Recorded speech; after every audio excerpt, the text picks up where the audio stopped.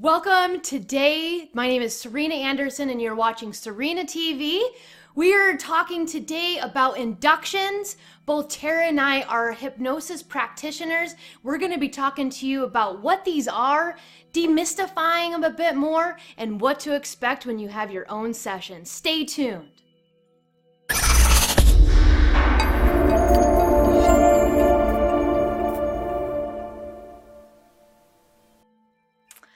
Thank you so much for sticking with us. We are so excited to share some insightful information with you.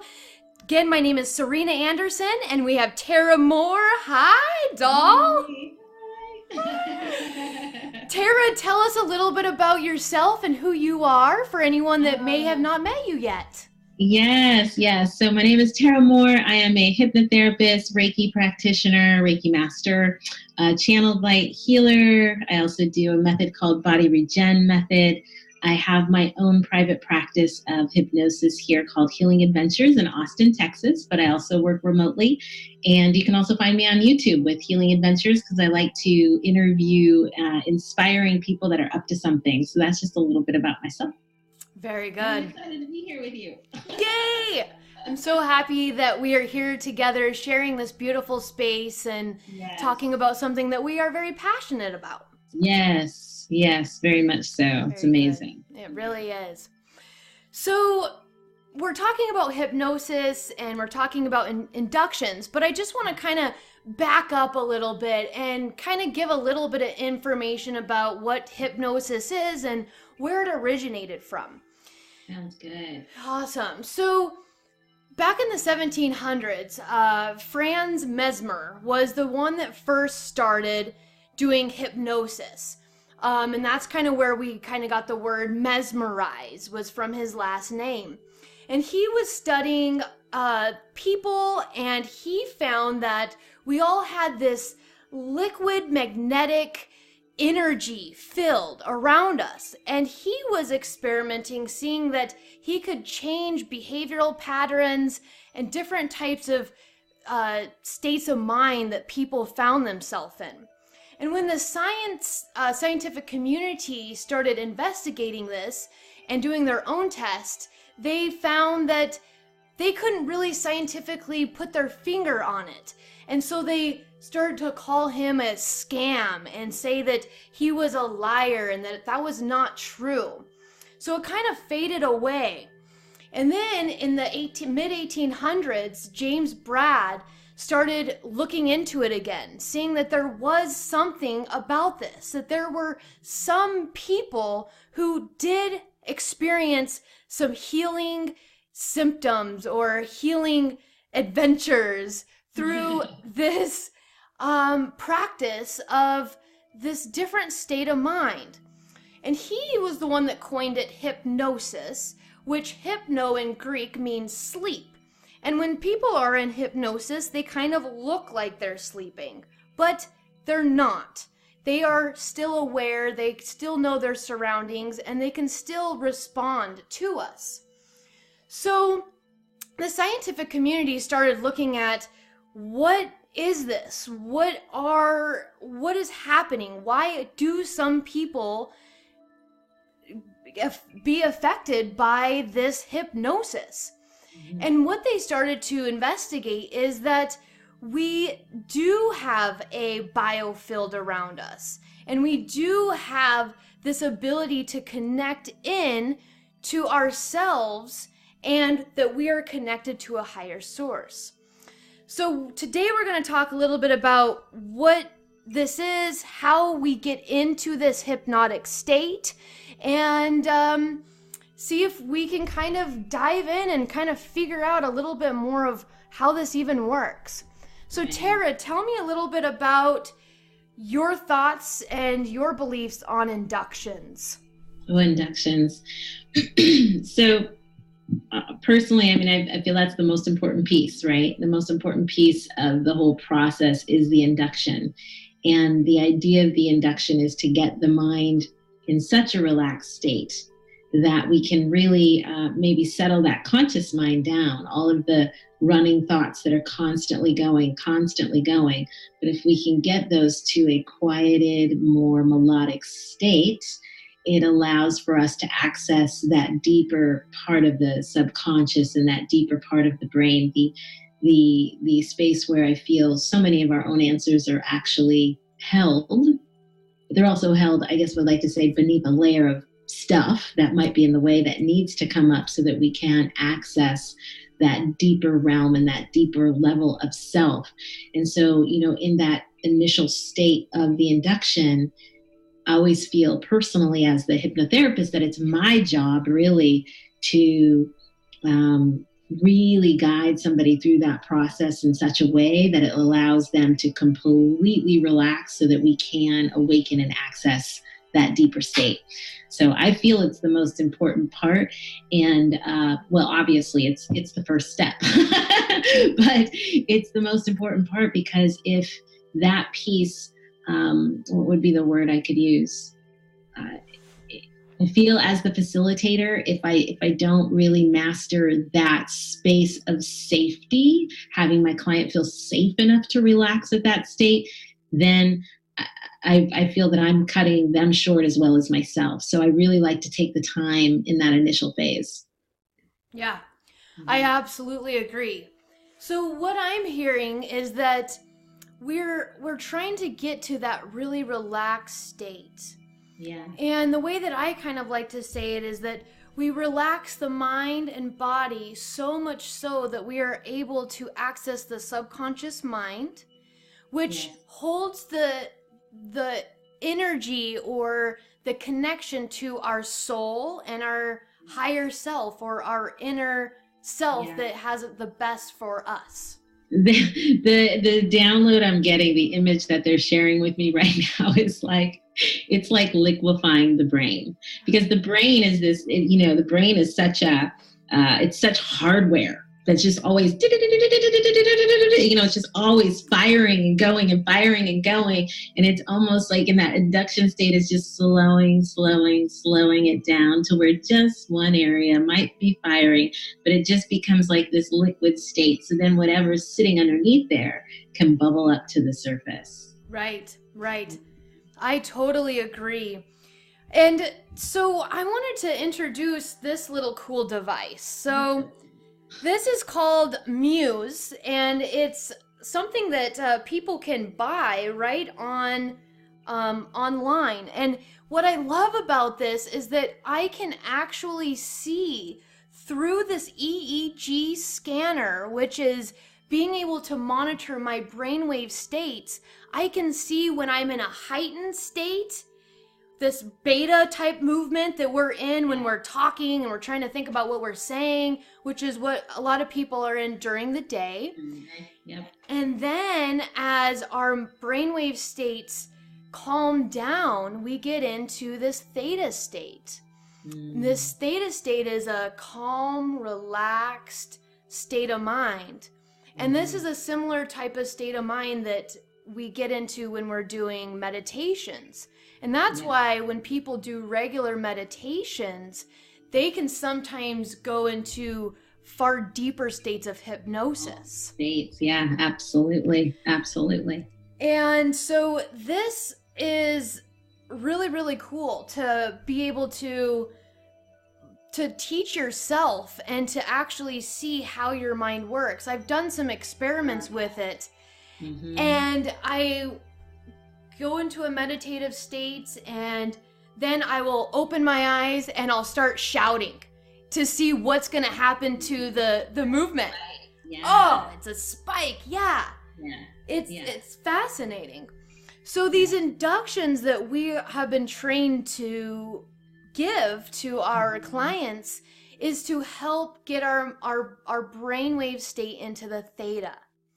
And that is really the secret sauce. Which is also not the typical state in which typical, or I should say clinical hypnosis goes to. Much of clinical hypnosis doesn't go into theta, which I think is what's very different about the quantum state of hypnosis. When we're talking quantum hypnosis, we're moving into that theta state versus in a clinical sense, they're not going as deep. Yeah, that can definitely be true. And sometimes too, it's with the clinical, it's one-sided. It's the practitioner telling them what to take in and the suggestions. And what I like about what we do is it's interactive. We are merging. And I like to say you become your own oracle. Yes. You are your own oracle. Yes. And you are doing your own cleaning and healing. And then, as a facilitator, it's our job to guide that process.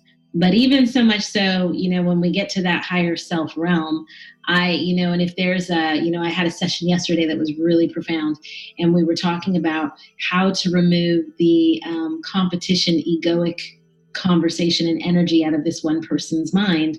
And actually out of her, what do you call it?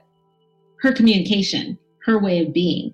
And I asked the higher self, where in the brain does it sit? And it gave, left side, front, behind the back of the eye. And I was like, okay, great. And so then I said, I know you have the power to remove that and replace it with a new conversation. And are you willing to do that? Yes. And can you describe to her as you're doing that what it is you're doing? And immediately she goes into the description of how they were pulling it out like plates, like little files, and how they were inserting this new conversation. And then I said, okay, what is that conversation?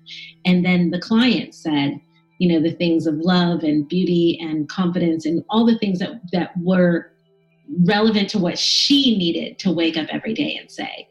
But then for me, as I sealed up that process, it was like, okay, and can you support her that every morning she wakes up, she hears this conversation running? So then I'm downloading that into her subconscious. It's like, yes, but that's what I love is it's you're your own oracle, and we ask you, what is it that you need to know? What is it that you need to hear? What is it that you need to say? Instead of me saying, say these things, do these things, and that's what I love about this process. Yes. Topic, sorry. No, that's beautiful. That's beautiful. I completely agree. Absolutely.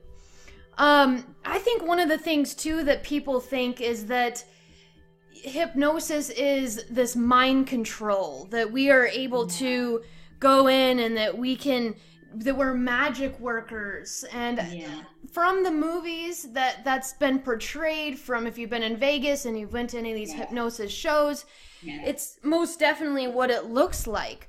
But hypnosis is a voluntary process. It's a state of this relaxed, focused state of mind. And what the scientists have actually seen in some statistics is that about 10 to 15% of people are highly hypnotizable. And about 20% of people have extreme resistance to it. And everybody else in between kind of falls between there. So they looked at why are some people more hypnotizable, or that they more easily go into this relaxed, focused state. And what they found is that the scientist, his name is Frank Gillard, and they did some MRIs of the brain, and they found that the people that were more highly suggestible or more easily put into a trance or hypnosis, that they found that there was a significantly larger rostrum part of their brain. And yes, that part of the brain is where the attention and focus comes from, the rostrum. So I found them larger. Yes, significantly larger. That's amazing. Yeah, I love being able to bring science and quantum together. Yes. Because sometimes people are like, that's fake. That I made it all up. I don't know what you're doing, but that wasn't right. That wasn't real. Or worse yet, that's satanic. Yeah, right. That's satanic. And I think there's something to be said about that. And I'm gonna ask you first, and then I'll give my thoughts. Some people, or there's been kind of a myth, but maybe there's a little bit of truth to it, that it's diabolic. So what do you do when you're having your sessions to make sure that we are calling in the proper energies? Yeah, so I the word diabolic just sounds like you know, in the beginning I would just do, myself. I would just call in energies quietly to myself. But now what I actually do is, as the person is laying back here on the table, on the massage table, I like to stand over them and call in the highest and purest light. I say it out loud there, and I connect myself to them and them to me, myself to God and God to me, and them to God and God to them. And yes, I say God. I know some people are like, oh God, yes, because for me, it's about connecting into that highest and purest source.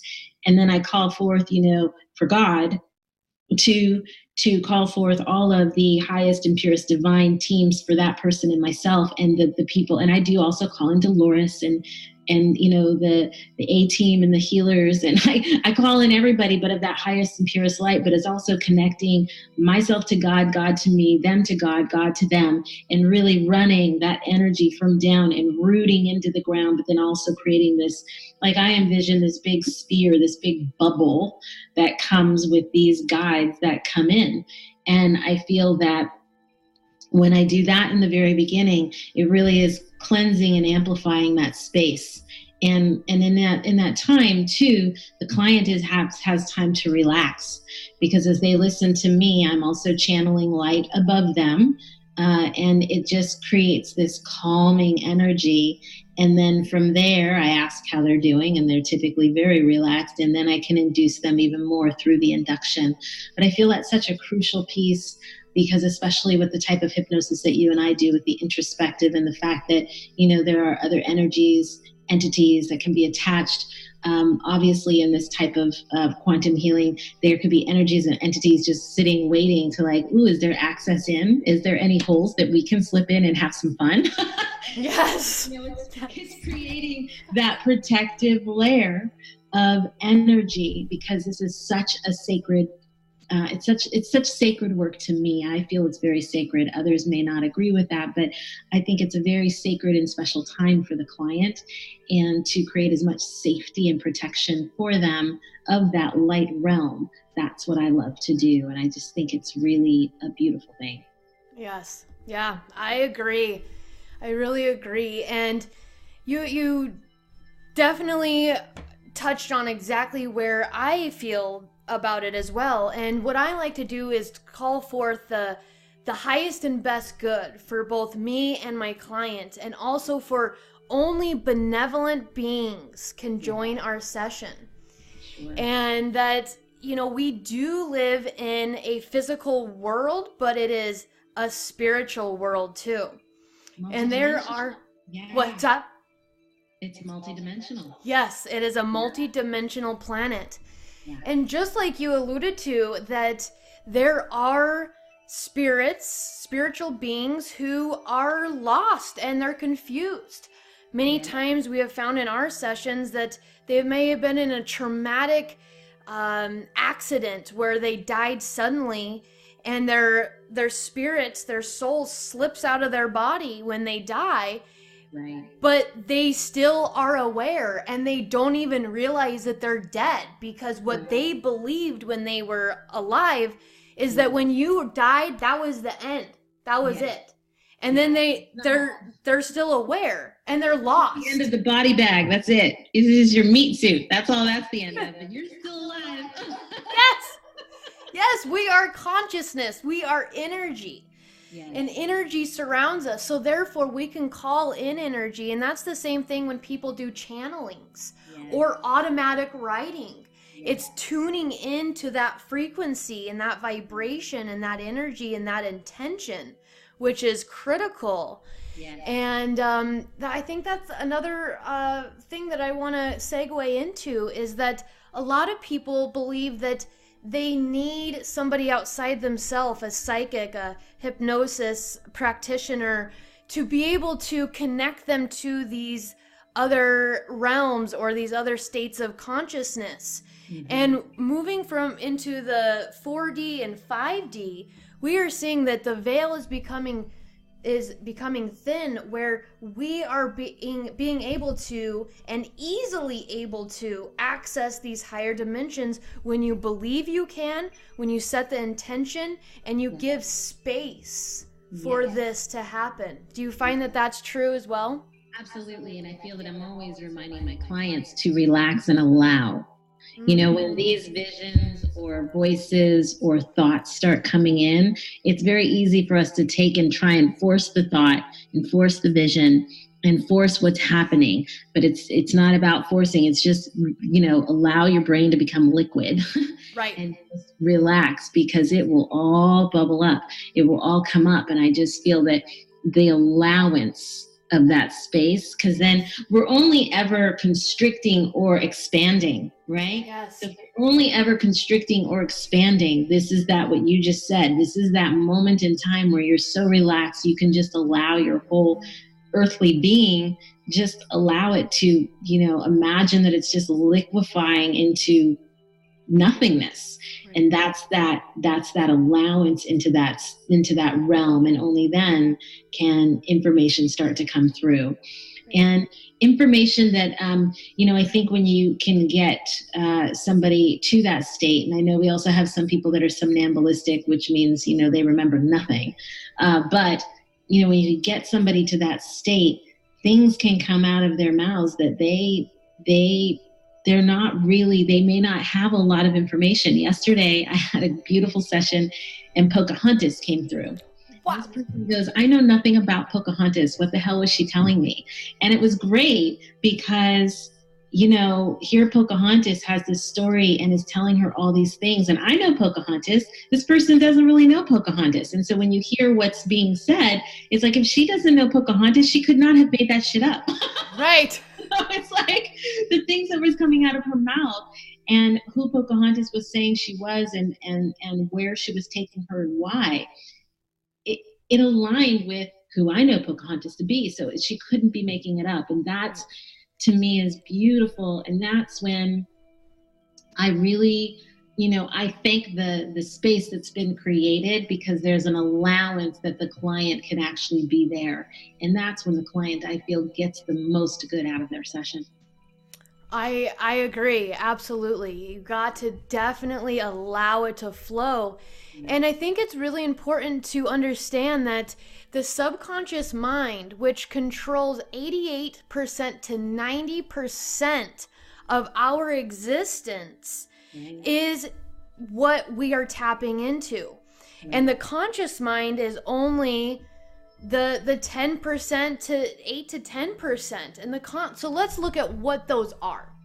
So the conscious mind is what we have in front of us right now, right now as you watching this, your conscious mind is saying, what do I think about this? Does this resonate with me? Which is resonating into your subconscious. They have brown hair. They have brown. She's got blue eyes. Oh, right. I like lipstick. Oh, hey, look at that picture. And yeah, what's she saying? Is that weird? Oh, I don't know. Yes. It's all the judgy kind of stuff. It's all the physical stuff. It's the analysis of the sensories. Yeah. But what we don't see, and that most people don't understand, is that there is the subconscious mind, which is your true fundamental beliefs, your values, the entire operation of your entire body. We don't think about make your heart beat right now. Yeah. Also, people say, well, where's our emotions? Where's hate? Where's anger? Where's joy? Where's happiness? And all of that is within your subconscious mind. Yeah. So your subconscious mind is only going to serve up what it knows is best for you right now. So in hypnosis, you may not go back to a past life because that doesn't serve you right now. But instead you might go to a childhood trauma, or maybe it was that divorce that you really truly haven't processed. And those are the work that can be monumental to be able to get it all yourself clear enough to be able to quantum leap even further. And this keeps coming up when you said all of what you just shared. I mean, all there ever is there is love and there is not love. That's it. When you break it down, there is love and there is not love. Right. And everything that we've labeled and put on in between comes from our conscious mind. And that's why that information lives in the conscious mind. We've created all these meanings or attachments to what is love, what is not love. Yes. Because there's only one or the other. That's it. Right. Yeah. And it's everything in between that we've made up through our conscious mind. And we put a label on it, we attach to it.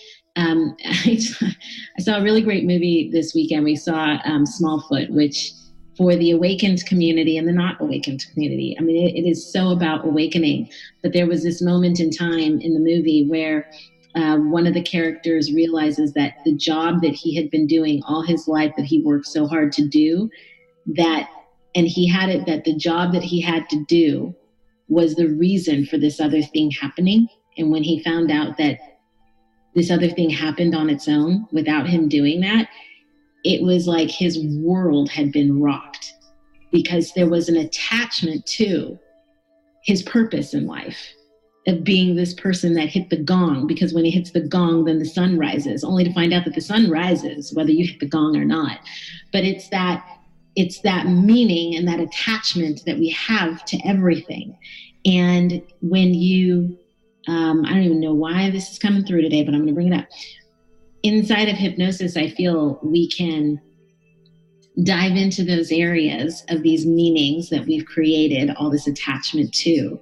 And that's when we can release that attachment, because only then, when you release whatever the emotion that you're attached to, or the feeling, or whatever it was, when you can detach from that, all you have is love or not love. That's it. And then what do you do with that? Where do you stand?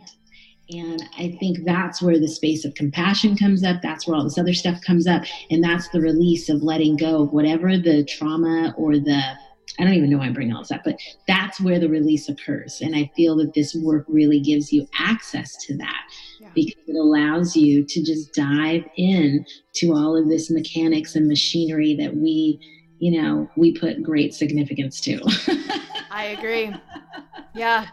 So sorry again, I just did a little turn there, but no, that's beautiful. That is fantastic. And you are, of course, 100% correct in that. And that's the beauty of what we are doing with the work that we are in. And that's one of the reasons why I got into it, was this trauma, trying to heal the trauma.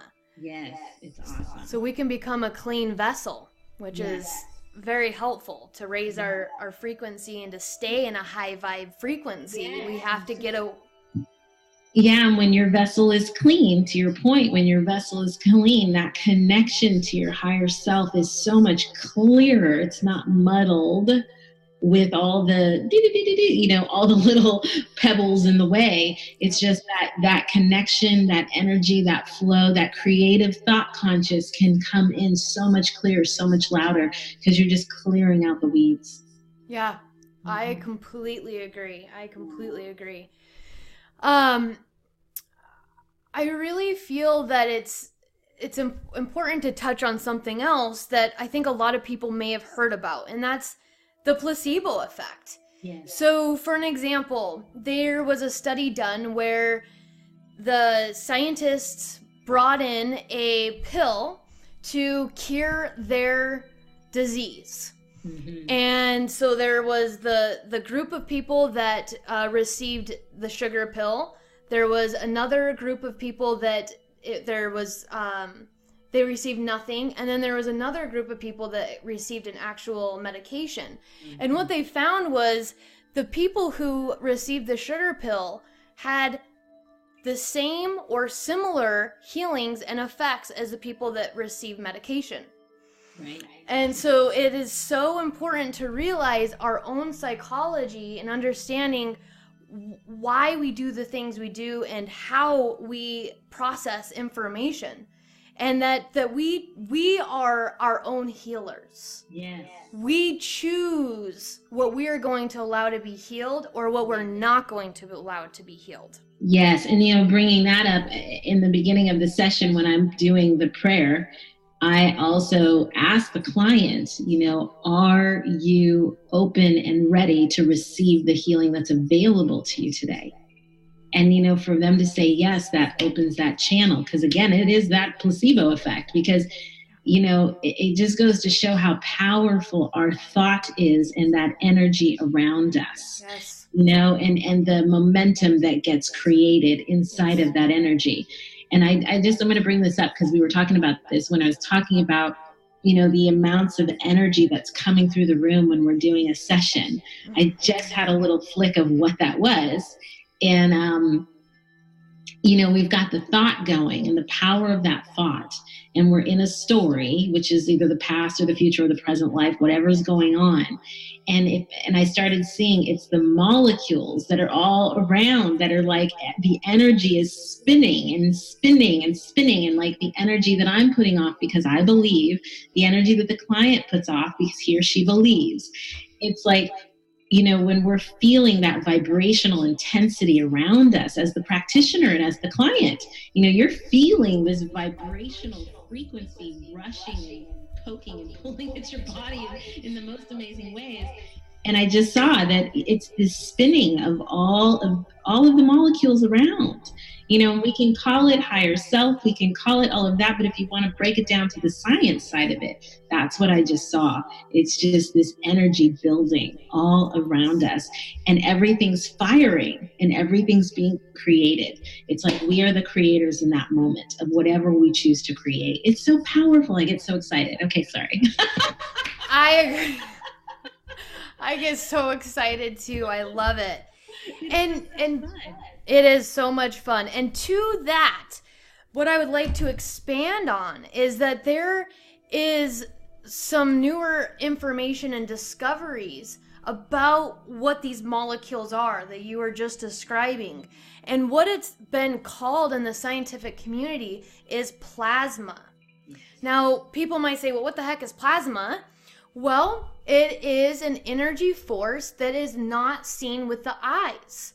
And, well, how then do they know what plasma is? And have you ever come across plasma? Well, I am happy to report that you have. If you've ever heard of a plasma TV, you may have never known how that TV works. But the plasma TVs is made from this energy force that they have manipulated and created to put your TV screen in front of you. Now, if you maybe never even saw a plasma TV or didn't know that, let me give you another example. How about the LED lights? Yeah. Have you ever wondered how those the neon lights work? The neon lights are the plasma reflecting this color that you are picking up with your eyeballs. That's plasma. What they've found this plasma to be as well is in our biofield. Mm-hmm. Now, not only do us as human beings, energy beings, have our biofield, our aura, but also the planet has a biofield, which is made of plasma, the planets, the sun. So it only makes sense that as those are made of energy and we're made of energy, that we all have the biofield. And the biofield is, we can't, most people, there's some people who can see the aura and the biofield, but most people with our eyes, we can't see it, but it is there. Mm-hmm. And what they've actually found, Eileen, who founded the Biofield with the tuning forks, and her research and discoveries over the last 20 years, is that through the tuning forks, she can actually hear a change in frequency when she comes to a mass. Mm-hmm. And it changes because there's a dissonance. It's hitting it and it changes the vibration because there's something there.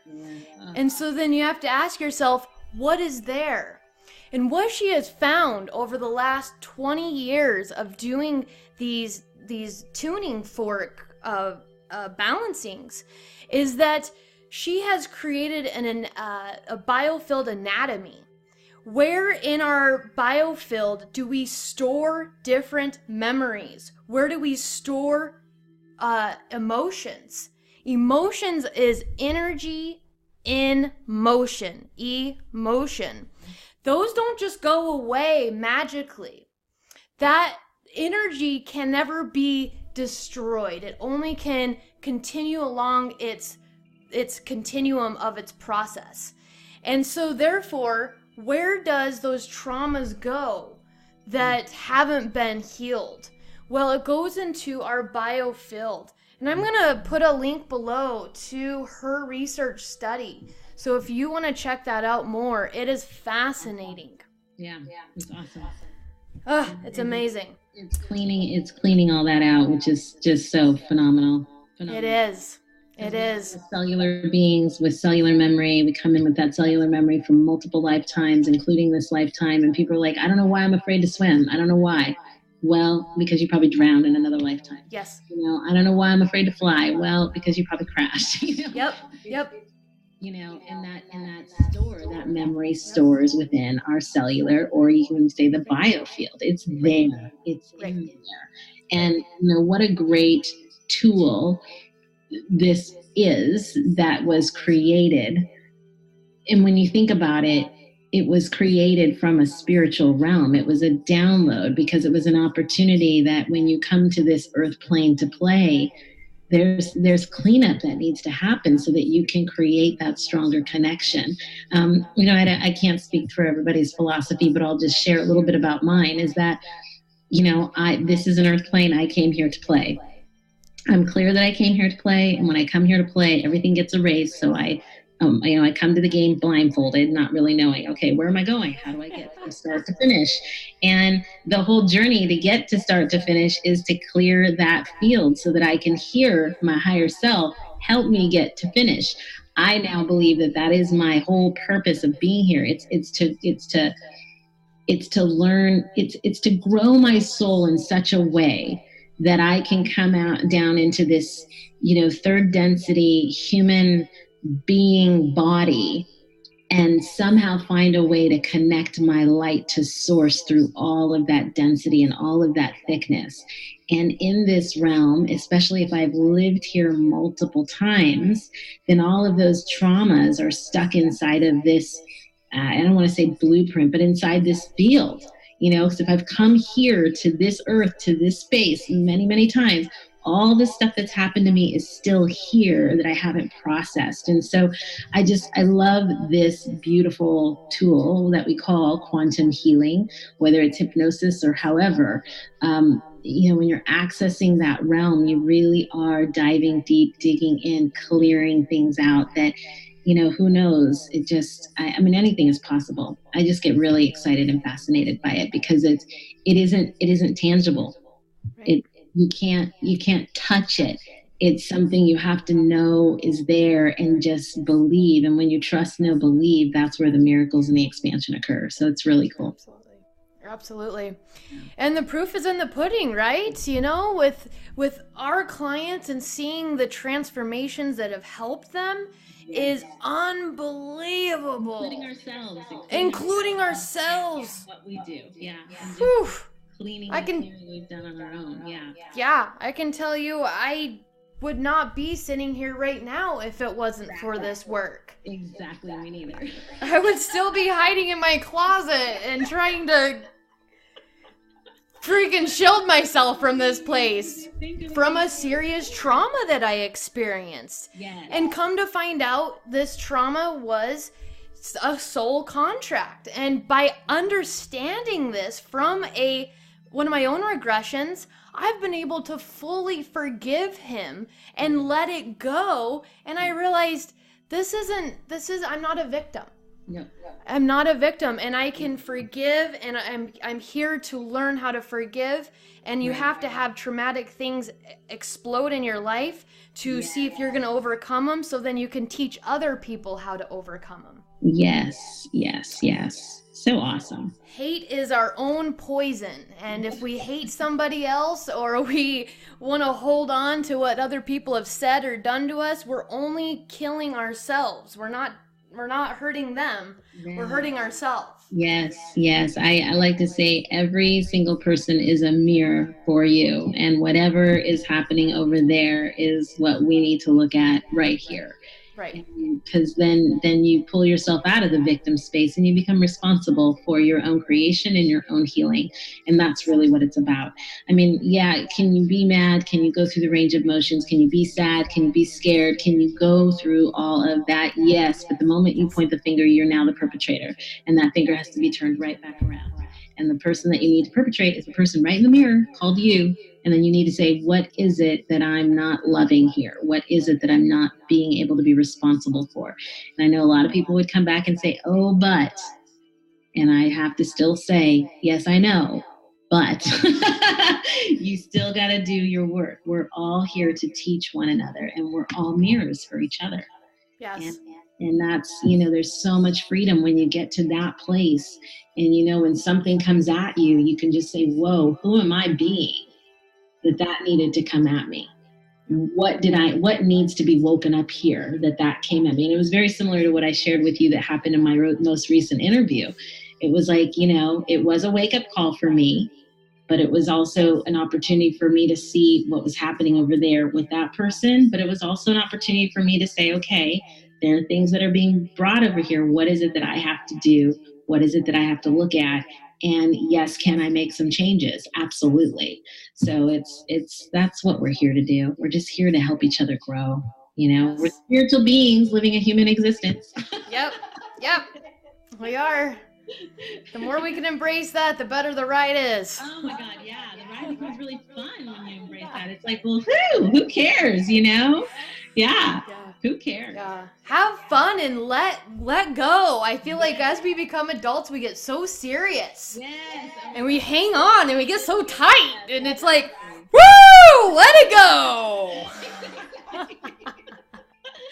Exactly. It's not that intense. Or it is intense, but it doesn't have to control your life. Like even with the planets and the things that happen, like right now we went into a Venus retrograde, and I can tell you, I felt that baby coming. Yeah. And right?